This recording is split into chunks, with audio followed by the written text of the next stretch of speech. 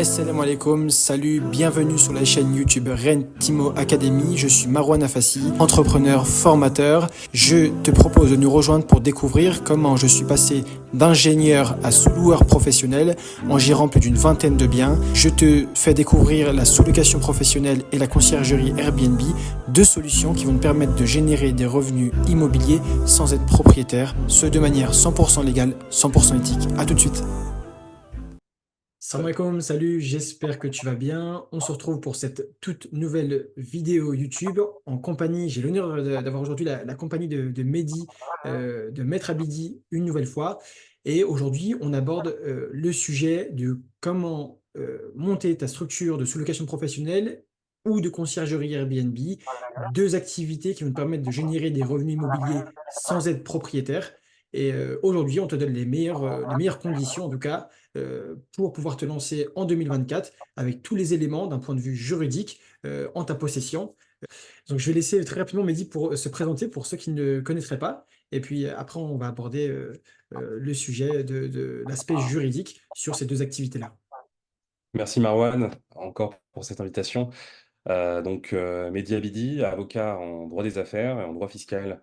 J'interviens notamment en tant que en conseil des clients qui souhaitent se lancer dans l'activité de la conciergerie et de la sous-location professionnelle. Donc, on va aborder effectivement les différents points juridiques, fiscaux, pour se lancer sereinement en 2024. Super, merci beaucoup Mehdi en tout cas. Merci pour la présentation et puis on va attaquer directement dans le vif du sujet. Alors, comme je vous le dis, comme on vous le répète voilà, de manière assez régulière sur cette chaîne-là, la conciergerie Airbnb, la sous-location professionnelle, deux activités qui vont te permettre de générer des revenus immobiliers sans être propriétaire. Tu vas être amené, dans un cas, à récupérer des biens de propriétaires pour pouvoir les exploiter en location courte durée. Et dans le cas de la conciergerie, tu vas être prestataire du propriétaire et tu vas l'accompagner de la manière la plus efficace possible pour pouvoir exploiter ses appartements en location courte durée sur Airbnb et sur Booking, par exemple. Donc, on va rentrer dans le vif des sujets. On va développer les deux activités de sous-loc et de conciergerie, te présenter les différentes structures juridiques qu'il est possible d'envisager, en tout cas, sur ces activités-là, et te donner les pour et les contre avec les arguments de Mehdi, qui a vraiment l'expertise sur ces sujets-là. Alors, pour la conciergerie, on a trois grands statuts juridiques possibles, finalement, qu'on peut répartir en deux catégories. D'abord, l'entreprise individuelle, qui va généralement plutôt concerner les personnes qui débutent l'activité et qui souhaitent se lancer sans avoir forcément beaucoup trop de dépenses au départ ou trop de formalités administratives.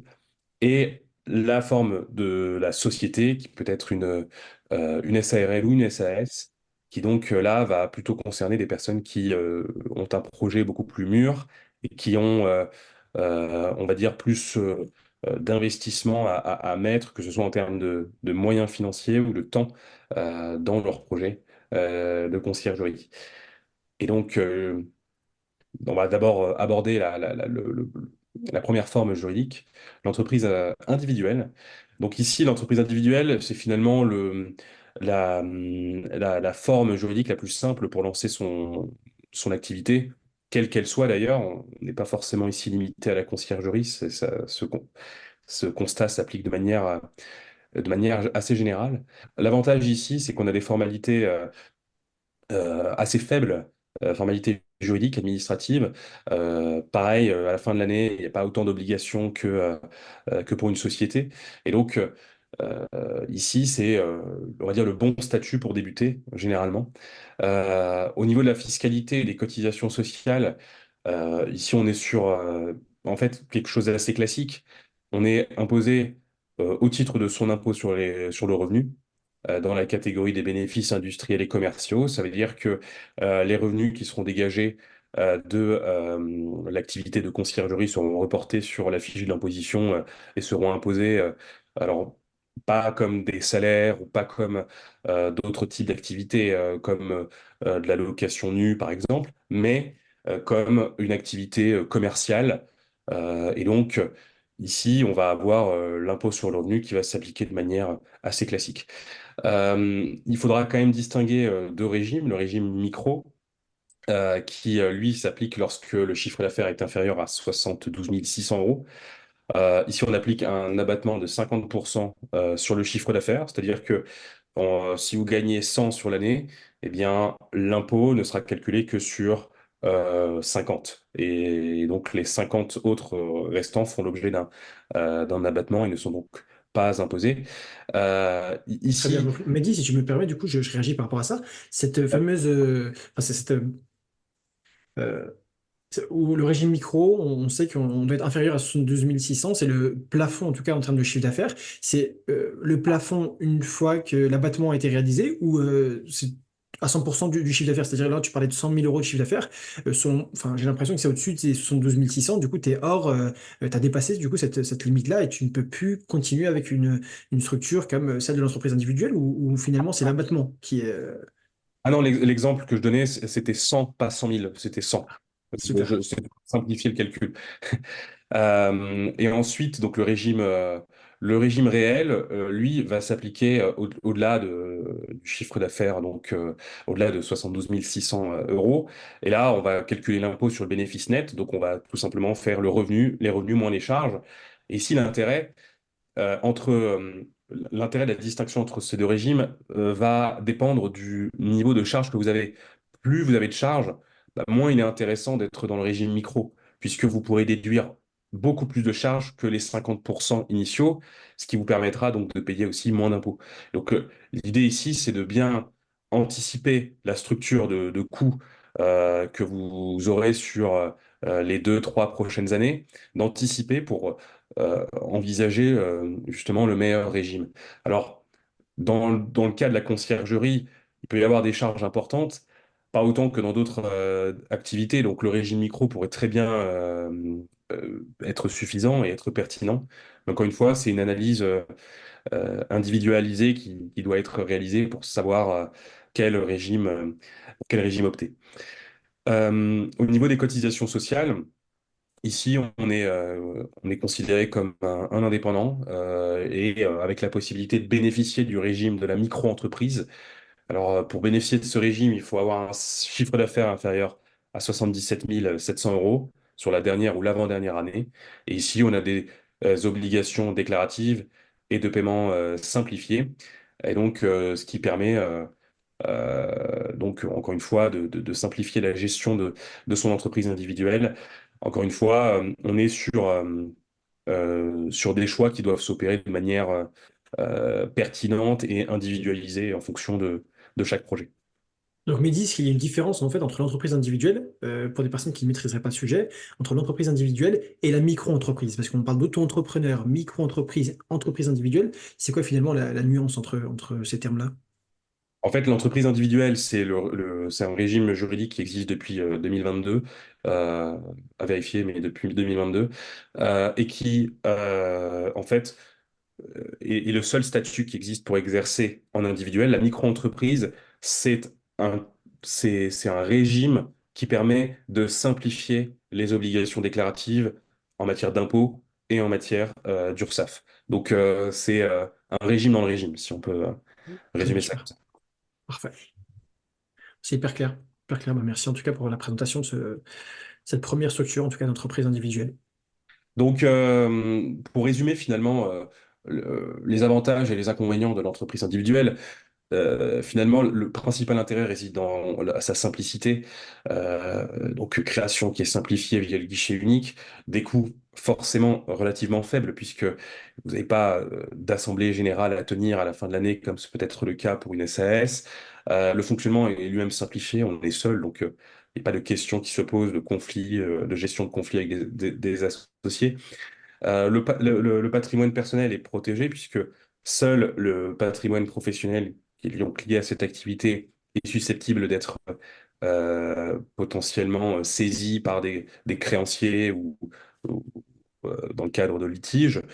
Et une option, et ça, assez peu de personnes le savent, mais une option pour l'impôt sur les sociétés est possible lorsqu'on est en entreprise individuelle, ce qui peut être dans certains cas avantageux. On pourra en discuter à l'avenir lorsqu'on abordera plus précisément les questions de fiscalité dans une autre vidéo. Euh, les inconvénients, parce qu'il y en a quand même, d'abord, il n'est pas possible de s'associer. C'est un régime, comme son nom l'indique, individuel, donc on est seul. Les moyens, de manière assez symétrique, sont forcément faibles, puisqu'il n'y a pas de capital social. Ce sont les moyens qu'on veut bien vouloir mettre. Et les cotisations sociales sont potentiellement assez élevées, sauf si on sort sauf si on est dans le régime de la micro-entreprise. Et donc, parfois en termes de cotisation sociale, c'est pas forcément intéressant d'être une entreprise individuelle et il faut chaque année faire le point pour vérifier si le régime est toujours pertinent. Et puis, j'ajouterai un dernier point que j'ai pas noté dans la présentation, mais c'est le manque de crédibilité qui peut exister lorsqu'on a affaire à une entreprise individuelle par rapport à une société qui dispose d'un capital social, d'une existence juridique un peu plus solide. Et donc, forcément, l'entreprise individuelle va vite trouver ses limites à mesure qu'on se développe. Bah, merci pour cette première présentation, en tout cas la première structure de l'entreprise individuelle. Ce qu'on retient, c'est que c'est quelque chose qui est facile à mettre en place, c'est une structure qui est facile à mettre en place, qui coûte très peu cher, voire enfin, on peut commencer avec quasiment 0 € pour débuter. Donc c'est hyper bien pour se mettre, voilà, on va dire, pour rentrer dans les clous et être en règle rapidement. L'inconvénient, en tout cas, c'est bien de regarder les plafonnements vis-à-vis du chiffre d'affaires, quelle stratégie on a sur le court, moyen terme, et de se dire que si voilà, la bascule se fait par la suite sur une structure du type SARL, SAS, il y aura forcément des changements d'un point de vue documentation, parce qu'il y aura sûrement des contrats de prestations à changer, des baux également à changer. Donc se dire, est-ce que ça vaut le coup? Est-ce que je veux tester le marché finalement et débuter avec cette option qui est hyper intéressante, ou si je suis quelque part sûr de mon coup, avec voilà, tout de suite me mettre en règle avec une structure que je souhaite pas changer dans les prochains mois, prochaines années. Et dans ce cas-là, je pense que ces options sont les plus intéressantes, celles que tu vas nous présenter maintenant. Alors oui, finalement, c'est la deuxième catégorie de forme juridique, la société, donc qui peut, dans le cas d'une conciergerie, être de deux types généralement, la SARL, société à responsabilité limitée, et la SAS, société par action simplifiée. Ce sont des formes qui se ressemblent pas mal, hein. Il y a énormément de points communs, même si des différences des différences existent. Et il peut être pertinent justement de bien les comprendre pour pouvoir faire le bon choix. Il n'y a pas de meilleure forme sociale. Chaque forme sociale va être peut-être adaptée à un projet plutôt qu'un autre. Et donc, encore une fois, c'est une analyse individualisée qui va faire la différence. Dans les deux cas, on a des statuts qui doivent être rédigés, qui vont constituer le socle de la société, qui va fixer les règles, qui vont fixer les règles de fonctionnement de la société. Alors l'avantage avec la société, c'est que la responsabilité est limitée aux apports, c'est-à-dire que la seule chose qu'on peut perdre, c'est la mise de départ, finalement, sauf exception. La différence, elle va plus se faire sur la manière dont on va pouvoir rédiger les statuts. La SARL est plus encadrée légalement que la SAS, qui va permettre plus de liberté contractuelle, c'est-à-dire qu'on va pouvoir insérer des clauses dans les statuts de la SAS beaucoup plus flexibles, avec la possibilité de nommer des directeurs généraux qui vont avoir d'autres pouvoirs, des pouvoirs parfois plus restreints que ceux du président. On va pouvoir intégrer des clauses d'exclusion d'associés lorsqu'il y a des conflits. On va pouvoir également rendre les cessions, les ventes d'actions, si on veut vendre son entreprise ou une partie de son entreprise, soit plus facile, soit plus complexe, selon qu'on veut garder un contrôle sur son entreprise. Alors, ici, c'est des différences, on va dire, juridiques, mais on a également des différences en termes de cotisation sociale. Pour l'associé majoritaire, l'intérêt de la SARL peut être dans le fait de trouver d'avoir des cotisations sociales plus faibles, alors qu'elles seront généralement plus élevées en SAS. Et dans les deux cas, l'option pour l'impôt sur le revenu est possible. Alors, par principe, une société comme une SARL ou une SAS est soumise à l'impôt sur les sociétés, mais elle peut opter pour l'impôt sur le revenu, et donc ce seront les associés qui seront imposés à raison de leur quote-part dans le capital dans le capital de la société. Ici, encore une fois, on l'a déjà dit, mais le choix d'une société s'inscrit dans le cadre d'un projet plus mûr, parfois après avoir créé une entreprise individuelle.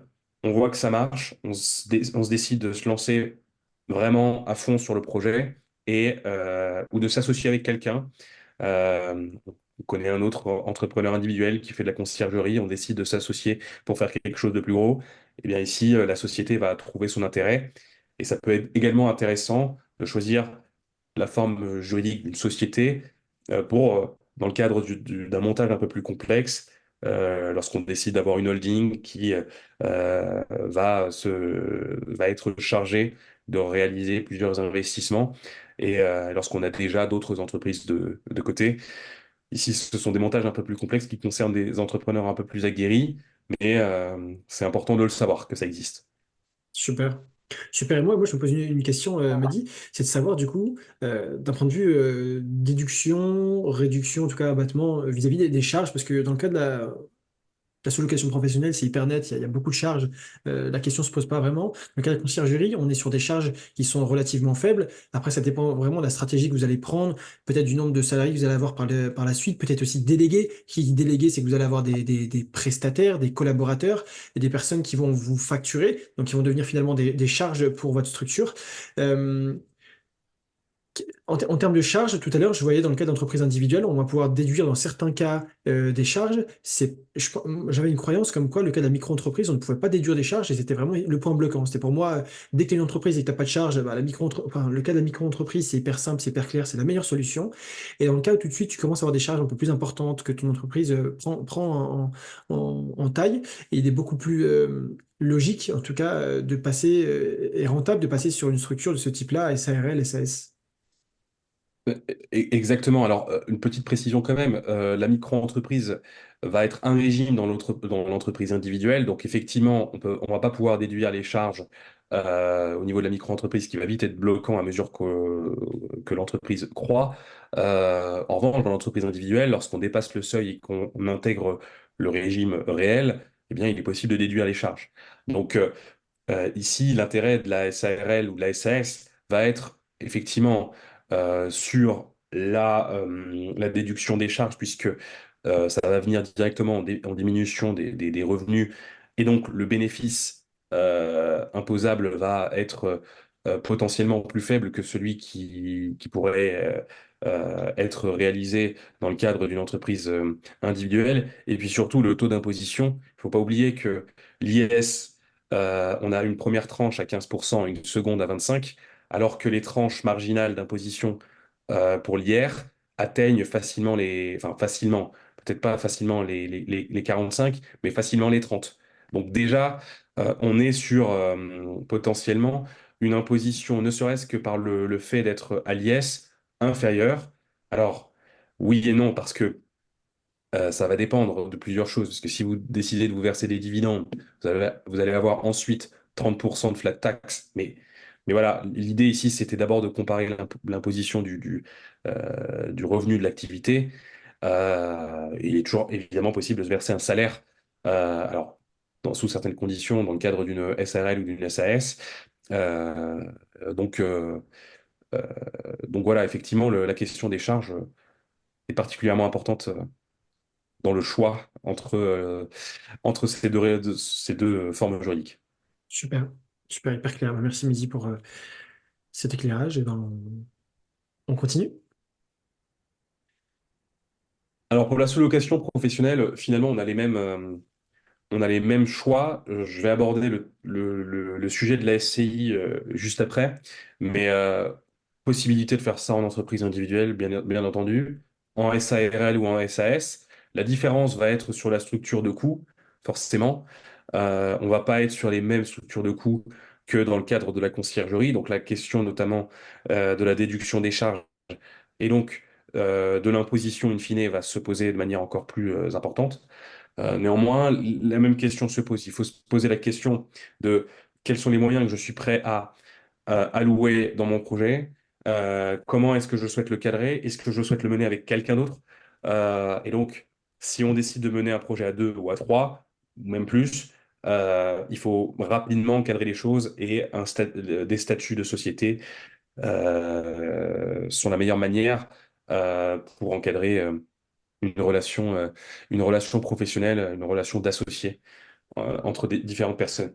La question de la SCI va plus se poser pour le bailleur, celui qui détient le bien immobilier, puisque la SCI, bah, littéralement, c'est une société civile immobilière, donc qui détient des actifs immobiliers, mais attention, une SCI ne peut pas exercer d'activité commerciale. Et donc, qu'est-ce qu'une activité commerciale? Eh bien, par exemple, la location de courte durée est une activité commerciale, notamment en cas de dépassement du seuil de 120 jours par an. Pareil pour la location meublée, c'est une activité commerciale.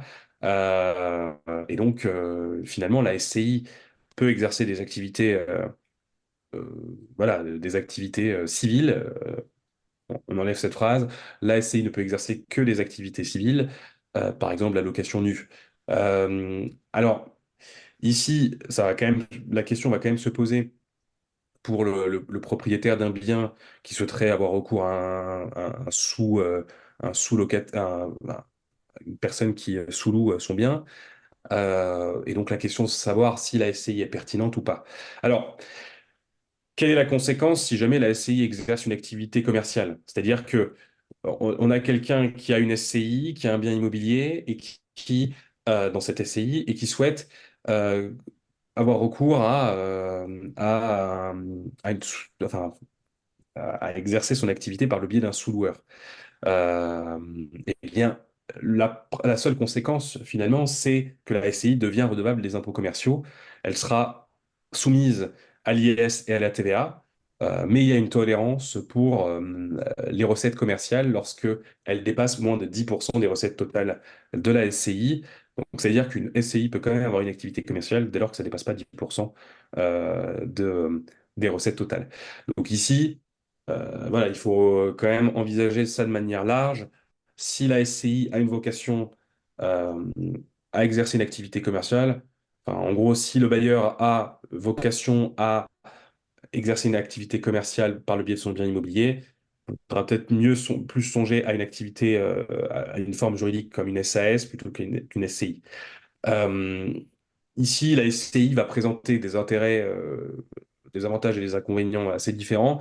La liberté contractuelle va être assez importante quand bien même la société reste très encadrée par la loi. On a une transmission du patrimoine qui est optimisée, notamment, enfin, là je parle encore une fois pour le bailleur, qui détient le bien immobilier. La comptabilité est simplifiée, notamment en cas d'application de l'impôt sur le revenu. Et les inconvénients, c'est qu'ici, on a une responsabilité illimitée des associés, donc ils s'engagent de manière indéfinie. Et là, c'est quand même l'un des gros points d'attention sur la SCI. L'autre inconvénient, c'est qu'il faut au minimum être deux associés, ce qui n'est pas le cas d'une SAS ou d'une SARL qui ont leur forme unipersonnelle, la SASU et l'EURL. Donc voilà pour ce point sur la SCI. Donc la question de la SCI, donc comme je l'ai indiqué dès le départ, va pas se poser dans le cadre de la conciergerie ou de la sous-location, mais c'est un sujet effectivement très important pour les bailleurs. Donc les principales choses à retenir, c'est la différence entre l'entreprise individuelle et la société, et que dans les sociétés, la société, finalement, dans la forme juridique de société, il existe deux possibilités principales, la SARL et la SAS. Chacune ont leurs particularités. Le choix entre les deux va dépendre de la stratégie à long terme. Et encore une fois, c'est quelque chose qu'il faut voir de manière individualisée. Il n'y a pas de meilleure solution. Ça, c'est ce qu'il faut vraiment noter. La meilleure solution, c'est celle qui est adaptée à chaque projet. Et c'est pour ça que voilà, qu'on est là pour vous. Je te laisserai conclure. Super. Merci infiniment, Mehdi, pour son intervention. Franchement, c'est hyper clair. Mais moi, j'en ai appris pas mal. C'est des sujets qui reviennent à chaque fois, en chaque début d'année. Il y en a plein parmi nous. Et sûrement, tu nous écoutes parce que tu souhaites te lancer également. Donc, c'est un vrai sujet de savoir, voilà, quelle est l'option la plus intéressante. Je souhaite clairement me positionner sur telle activité, sous location professionnelle ou la conciergerie Airbnb. Dans un premier temps, la sous-loc, tu n'es pas En fait, tu vas être quelque part, tu vas sous-louer toi-même l'appartement, donc tu n'es pas prestataire, donc tu es prestataire de absolument personne. Et dans le cas de la conciergerie, tu vas être amené à collaborer avec des bailleurs, en tout cas des propriétaires. Donc tu es dans le cas de la prestation de service. Donc en fonction de ces cas-là, de tes ambitions, on sera en capacité, Mehdi sera en capacité de t'aiguiller. Nous, on t'accompagne, en tout cas chez Rentimo Academy, pour monter tes structures, être rentable, générer des revenus en moins de 90 jours sur ces deux activités de sous-location professionnelle et conciergerie Airbnb. Et puis voilà, le but avec Mehdi, c'est qu'on puisse continuer dans cette démarche d'apporter toujours plus de valeur, du contenu, où on va pouvoir t'apporter des réponses à de véritables questions qui te bloquent en tout cas, et qui vont te permettre de pouvoir voilà, exercer ton activité au mieux sur cette année. Voilà, en tout cas, j'espère que cette vidéo t'aura plu. On te prépare pas mal de sujets hyper intéressants avec Mehdi qui devraient arriver très très prochainement. Donc reste connecté. Et puis voilà, et puis je te dis à très bientôt. Merci en tout cas Mehdi encore une fois pour notre intervention et puis hâte de continuer avec toi sur de prochains sujets.